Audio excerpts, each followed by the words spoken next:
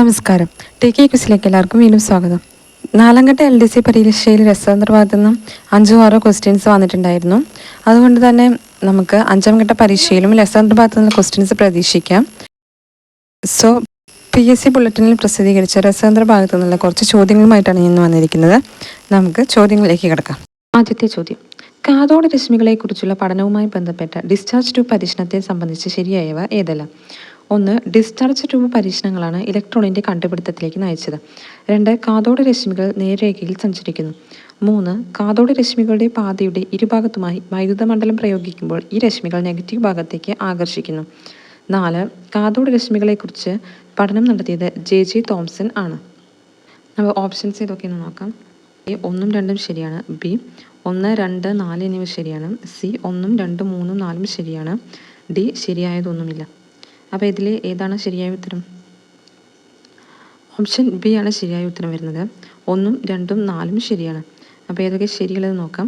Question: cathode രശ്മികളെക്കുറിച്ചുള്ള പഠനവുമായി ബന്ധപ്പെട്ട discharge tube പരീക്ഷണത്തെ സംബന്ധിച്ച് ശരിയായവ ഏതെല്ലാം എന്നാണ്. അപ്പോൾ 1, 2, 4 ശരി.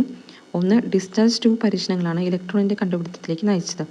2. കാഥോഡ് രശ്മികൾ നേർരേഖയിൽ സഞ്ചരിക്കുന്നു. 4. കാഥോഡ് രശ്മികളെക്കുറിച്ച് പഠനം നടത്തിയത് J.J. തോംസൺ ആണ്. ഇനി അടുത്ത ചോദ്യം നോക്കാം. 2ാമത്തെ ചോദ്യം: താഴെ കൊടുത്തിരിക്കുന്നവയിൽ ശരിയായി യോജിക്കുന്നത് ഏതെല്ലാം? പ്രോട്ടോൺ കനാൽ രശ്മികൾ, ഇലക്ട്രോൺ കാഥോഡ് രശ്മികൾ, പോസിറ്റീവ് ചാർജ് ആൽഫ കിരണങ്ങൾ. ഓപ്ഷൻസ്: A 1, 2, 3 എന്നിവ ശരിയാണ്. B 2, 3, C 1, 3, D ശരിയായതൊന്നുമില്ല. ഇതിൻ്റെ ഉത്തരം എന്താണ്? ഓപ്ഷൻ എ ആണ് ഉത്തരം. 1, 2, 3 ശരിയാണ്. അതായത് പ്രോട്ടോൺ കനാൽ രശ്മികൾ, ഇലക്ട്രോൺ കാഥോഡ് രശ്മികൾ പോസിറ്റീവ് ചാർജ് ആൽഫ കിരണങ്ങളുമായി ബന്ധപ്പെട്ടിരിക്കുന്നു. അടുത്ത ചോദ്യം: 1886 സുഷിരങ്ങളുള്ള കാഥോഡ് ഉപയോഗിച്ച് ഡിസ്ചാർജ് ട്യൂബ് പരീക്ഷണങ്ങൾ നടത്തി കനാൽ രശ്മികൾ എന്ന് പേരിട്ട് വിളിച്ച പിന്നീട് പ്രോട്ടോൺ എന്നറിയപ്പെട്ട കിരണങ്ങൾ കണ്ടെത്തിയത് ആരാണ്? Options: A Rutherford, B J.J. Thomson, C Eugen Goldstein, D Chadwick. അപ്പോൾ എന്താണ് ഉത്തരം? ഒയ്ഗൻ ഗോൾഡ്സ്റ്റൈൻ ആണ് ഉത്തരം. Option C Eugen Goldstein. അടുത്ത ചോദ്യം: റുദർഫോർഡിൻ്റെ ഗോൾഡ് ഫോയിൽ പരീക്ഷണവുമായി ബന്ധപ്പെട്ട് തെറ്റായവ ഏതല്ല? 1. ഭൂരിഭാഗം ആൽഫ കണങ്ങളും സ്വർണ്ണത്തകിടിലൂടെ യാതൊരു വ്യതിയാനവും കൂടാതെ കടന്നുപോയി. 2. ആറ്റത്തിൻ്റെ ഭൂരിഭാഗവും ശൂന്യമാണ്. 3. ആറ്റത്തിൻ്റെ വലിപ്പവുമായി താരതമ്യം ചെയ്യുമ്പോൾ ന്യൂക്ലിയസിൻ്റെ വലിപ്പം വളരെ കൂടുതലാണ്. ഇതിൽ തെറ്റായവ ഏതെല്ലാം എന്നാണ് ചോദ്യം.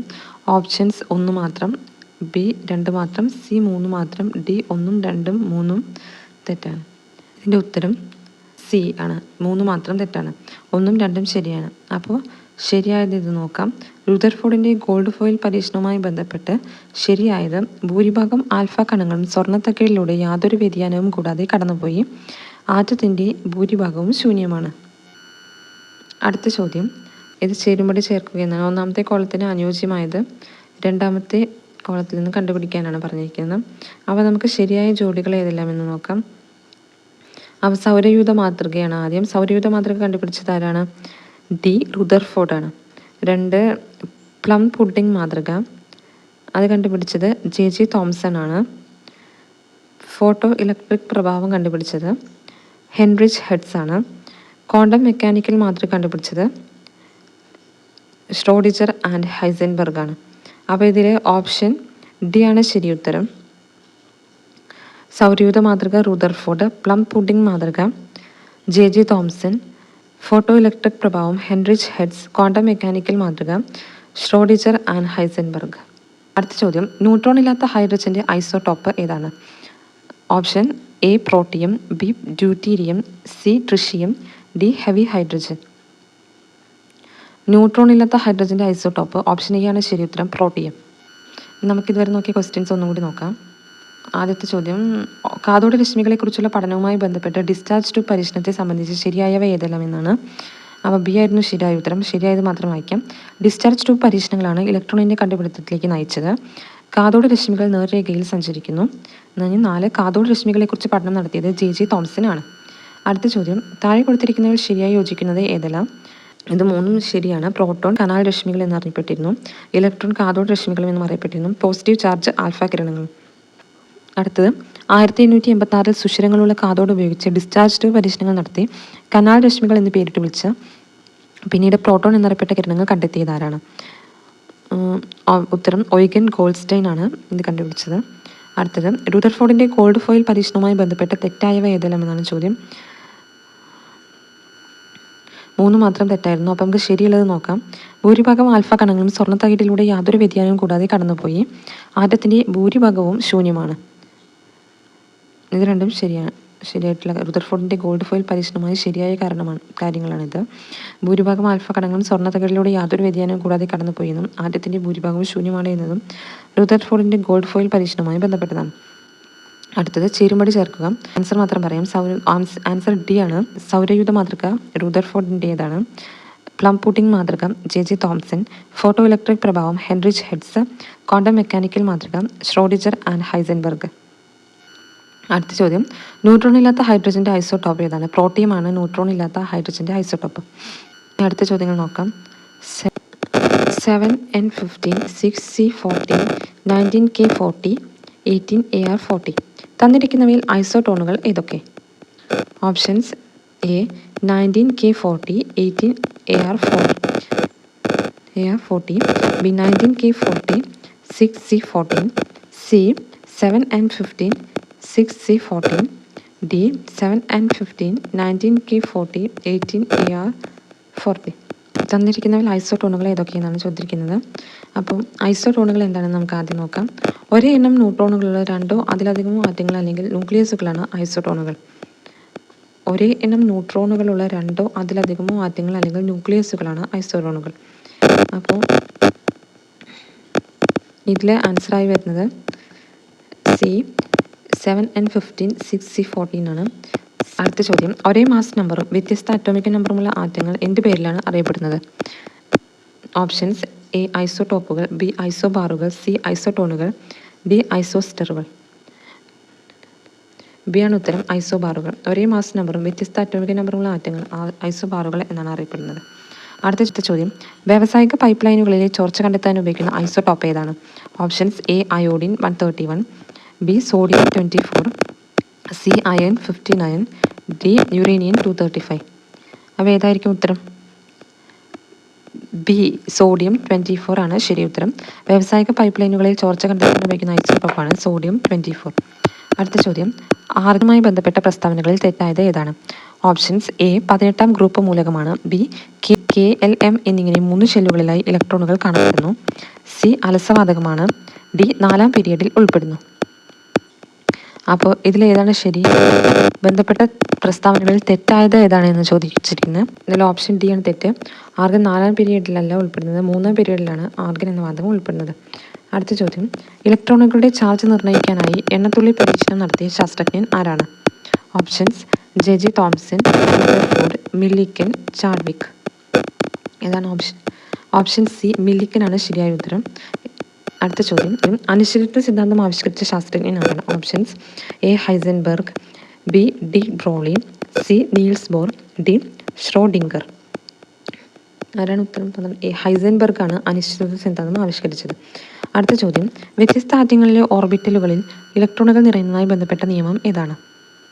ഓപ്ഷൻസ്: എ അനിശ്ചിതത്വ സിദ്ധാന്തം, ബി ബോർ നിയമം, സി ഡാൾട്ടൻ്റെ നിയമം, ഡി ആഫ്ബാ തത്വം. ഓപ്ഷൻ ഡി ആഫ്ബാ തത്വം. അടുത്ത ചോദ്യം, അറ്റോമിക ഹൈഡ്രജന്റെ സ്പെക്ട്രൽ രേഖകളിൽ ദൃശ്യപ്രകാശത്തിന്റെ മേഖലയിൽ വരുന്ന ശ്രേണി ഏതാണ്? Options: A bracket, B passion, C Lyman, D Balmer. D ആണ് ശരി ഉത്തരം, ബാമർ. നമുക്ക് ഇതുവരെ നോക്കിയ ചോദ്യങ്ങൾ എന്നോട് നോക്കാം. 7N15 അതായത് sodium, 6C14 carbon, 19K40 potassium, 18AR40 argan എന്നീ മൂലകങ്ങളിൽ ഐസോട്ടോണുകൾ ഏതൊക്കെ? ഐസോട്ടോണുകൾ എന്തെന്ന് നമ്മൾ പറഞ്ഞു. ഒരേ എണ്ണം ന്യൂട്രോണുകളുള്ള രണ്ടോ അതിലധികമോ ആറ്റങ്ങൾ അല്ലെങ്കിൽ ന്യൂക്ലിയസുകളാണ് ഐസോട്ടോണുകൾ. അപ്പോൾ ഇതിൽ ഓപ്ഷൻ സി ആണ് ശരി ഉത്തരം, നൈട്രജനും കാർബണും. 7N15, 6C14. അടുത്ത ചോദ്യം, ഒരേ മാസ് നമ്പറും വ്യത്യസ്ത അറ്റോമിക് നമ്പറുമുള്ള ആറ്റങ്ങൾ ഐസോബാറുകളാണ്. അടുത്ത ചോദ്യം, വ്യാവസായിക പൈപ്പ് ലൈനുകളിൽ ചോർച്ച കണ്ടെത്താൻ ഉപയോഗിക്കുന്ന ഐസോടോപ്പാണ് സോഡിയം 24. ആർഗനുമായി ബന്ധപ്പെട്ട പ്രസ്താവനകളിൽ തെറ്റായത് ഏതാണെന്നും ഇതിൽ നാലാമത്തെയാണ് തെറ്റ്. 4-ാം പീരീഡിൽ ഉൾപ്പെടുന്നത്, 3-ാം പീരീഡിലാണ് ഉൾപ്പെടുന്നത്. അപ്പോൾ ആർഗനുമായി ബന്ധപ്പെട്ട ശരിയായ പ്രസ്താവനകൾ ഏതൊക്കെയാണ്? അതിനൊരു 18-ാം ഗ്രൂപ്പ് മൂലകമാണ്. KLM എന്നിങ്ങനെ 3 ഷെല്ലുകളിലായി ഇലക്ട്രോണുകൾ കാണപ്പെടുന്നു. ഒരു അലസവാതകമാണ്. ഇത് 3-ാം പീരീഡിലാണ് ഉൾപ്പെടുന്നത്. അടുത്ത ചോദ്യം, ഇലക്ട്രോണുകളുടെ ചാർജ് നിർണ്ണയിക്കാനായി എണ്ണത്തുള്ളി പരീക്ഷണം നടത്തിയ ശാസ്ത്രജ്ഞൻ ആരാണ്? മില്ലിക്കൻ ആണ് എണ്ണത്തുള്ളി പരീക്ഷണം നടത്തിയത്. അനിശ്ചിതത്വ സിദ്ധാന്തം ആവിഷ്കരിച്ച ശാസ്ത്രജ്ഞൻ ആരാണ്? ഹൈസൻബർഗ് ആണ് അനിശ്ചിതത്വ സിദ്ധാന്തം ആവിഷ്കരിച്ചത്. അടുത്ത ചോദ്യം, വ്യത്യസ്ത ആറ്റങ്ങളിലെ ഓർബിറ്റലുകളിൽ ഇലക്ട്രോണുകൾ നിറയുന്നതായി ബന്ധപ്പെട്ട നിയമം ഏതാണ്? ആഫ്ബാൻ തത്വമാണ്. ശരി ഉത്തരം ആഫ്ബാൻ തത്വമാണ്. അടുത്ത ചോദ്യം, ബഹു അനുപാത നിയമം പ്രസ്താവിച്ച ശാസ്ത്രജ്ഞൻ ആരാണ്? Options: A Avogadro, B John Dalton, C Gay Lussac, D Joseph Proust. ശരി ഉത്തരം ബി ആണ് ജോൺ ഡാൽട്ടൺ. ബഹു അനുപാത നിയമം പ്രസ്താവിച്ച ശാസ്ത്രജ്ഞൻ ജോൺ ഡാൽട്ടൺ ആണ്. അടുത്ത ചോദ്യം, ദ്രവ്യ സംരക്ഷണ നിയമം പ്രസ്താവിച്ചത് ആരാണ്? Options: John Dalton, Joseph Proust, Einstein, Lavoisier. Option D ആണ് ശരി ഉത്തരം. ലാവോസിയാണ് ദ്രവ്യ സംരക്ഷണ നിയമം പ്രസ്താവിച്ചത്. അടുത്ത ചോദ്യം, ഗ്ലൂക്കോസിൻ്റെ തന്മാത്ര മാസ് എത്രയാണ്? Option 60U, 90U, 180U, 360U. Option C ആണ് ശരി ഉത്തരം. ഗ്ലൂക്കോസിൻ്റെ തന്മാത്ര മാസ് 180U ആണ്. അന്തരീക്ഷത്തിന് മുകളിലേക്ക് ഉയർന്നു പോകുന്തോറും കാലാവസ്ഥാ ബലൂണുകളുടെ വലിപ്പം വർദ്ധിക്കുന്നു. ഈ സന്ദർഭം ഏത് വാതക നിയമവുമായി ബന്ധപ്പെട്ടിരിക്കുന്നു? ഓപ്ഷൻസ്: എ ചാൾസ് നിയമം, ബി അവഗാഡ്രോ നിയമം, സി ബോയിൽ നിയമം, ഡി ഗേ ലൂസാക്ക് നിയമം.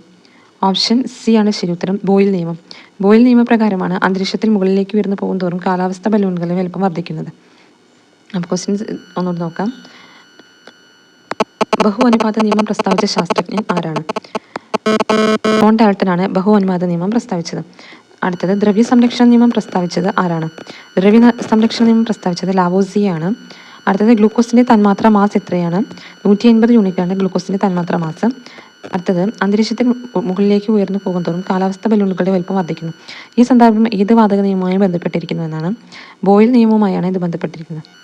അപ്പോൾ ഇത്രയുള്ള ക്വസ്റ്റ്യൻസ്. നിങ്ങൾക്ക് ഈ വീഡിയോ ഇഷ്ടമായെങ്കിൽ ലൈക്ക് ചെയ്യുക, ഷെയർ ചെയ്യുക, ഒപ്പം സബ്സ്ക്രൈബ് ചെയ്യാൻ കൂടി മറക്കരുത്. Okay, thank you.